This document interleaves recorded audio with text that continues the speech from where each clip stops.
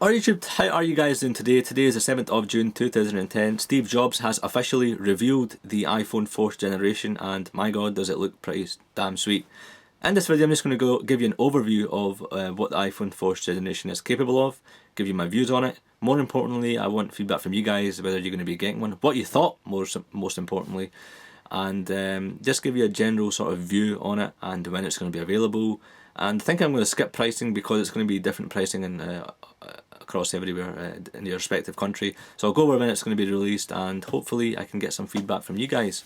Now, the iPhone 4th generation is a complete redesign. It's got a glass and a stainless steel feel to it. The screen, the actual screen, touchscreen, is scratch resistant. And it kind of now makes sense. A few months ago, you might have noticed a lot of rumours, a lot of articles saying Apple is removing third-party retailers or companies who make screen shields like the Zag and OtterBox and so on, because Apple no longer need them. And this kind of now makes sense because Apple is including a scratch-resistant screen on the iPhone 4th generation. So they don't really need companies who would just waste space, shelf space. The iPhone 4th generation also has an integrated antenna, which basically means you'll get a better signal. Personally, I don't really have any problems with my signal on my 3GS, but I know a few people who have some signal issues, network issues, and that antenna will mean that you will get better signal, better coverage. So, all the good. The iPhone 4th generation comes in two colours, black and white. I think I'm going to go with black. I've always liked black. Not really a big fan of white, but whichever one you choose. It's also got the general things, Wi-Fi, Bluetooth, GPS, with an additional feature called gyro, it's a bit of hardware, and that's going to make the gaming experience better, more accurate. Steve Jobs demoed it, and my god was it quite amazing. He was playing that game with the blocks on it. I can't remember what it's called, Jenga or something. And developers, I kind of feel quite happy with developers because they are going to be working on applications for this new feature. It's going to be more accurate, more better, and I can't wait to see what developers come up with it.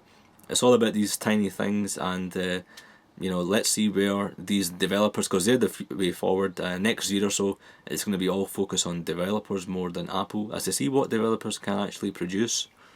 Now, as you can see from these images here, the iPhone 4th generation pretty much has the same design. I mean, the volume buttons, you've got a mute button just above the volume button. You've got a microphone right on the top here, like you do a headphone, sorry, right on the top here, like you do with the 3GS. And you've got a front-facing camera, which I sort of kept till now, and I'll go into that in a wee bit. And a camera on the back. Two cameras. The camera on the back is a 5 megapixel camera, tap to focus, 5 times digital zoom, and it's got an LED flash. How good is that? I'm a big fan of the 3GS camera because no other phone comes near it, but to have this camera on the back, an LED flash, and it's capable of HD 720p, that is phenomenal. I don't know about you guys, but that looks pretty darn sweet. The camera on the front, it's made for video chats, and it's going to be Wi-Fi only. There's no setup required. It works over Wi-Fi. Both modes, this way and this way, whichever orientation you prefer. It's going to be Wi-Fi only in 2010 because the network carriers can't really handle it. I mean, even now, some of the people complain about AT&T and their network capabilities. So I think Apple are going to give them a few months, and then come 2011, when these networks have supposedly increased and stabilise their networks better, they're going to roll it across 3G. Really looking forward to it. Steve Jobs actually demoed the front-facing camera, and he made a phone call to his colleague, Jonathan Ive, and he made a phone call. The demo lagged a bit because so many people were on their computers throughout that conference, and Steve Jobs did say, hey, can you put your computers away? But some people didn't, and they were having some issues, but nevertheless, the video chatting looked pretty clear, and definitely from those people who were there attending that conference said it was phenomenal, the quality was great, and the video chat feature is called Facetime. Great name. I think it's a great name. Apple tend to go with these classy, simple names, and it's something that you would remember, and apparently this is the next best thing. And according to Steve Jobs, whenever he finishes with a conference, he says there's one more thing. And this one more thing was the front-facing camera, and it absolutely looks phenomenal. So you're probably thinking, okay, all these features, and what is my talk time going to be like? How many hours am I going to get with this? Now first of all, I want to show you the image of the internals of the iPhone 4th generation. Everything is pretty much there as it is with the 3GS.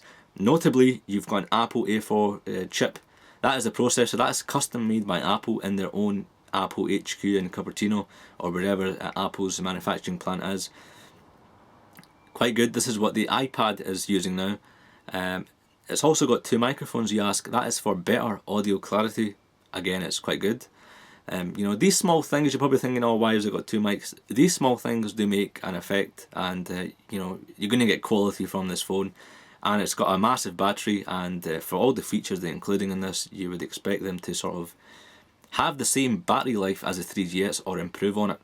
So you're going to get 7 hours of 3G talk. If you're browsing over 3G, you're going to get 6 hours. If you browse over Wi-Fi, you're going to get 10 hours. Video playback is going to be 10. Music playback is going to be 40, and standby time is going to be 300. Now the iPhone 4th generation will be launched in 5 countries on June the 24th, 2010. Pre-orders are beginning 15th June 2010, which is in a few days time, not long to go. I hope they don't have this whole iPhone demand issue.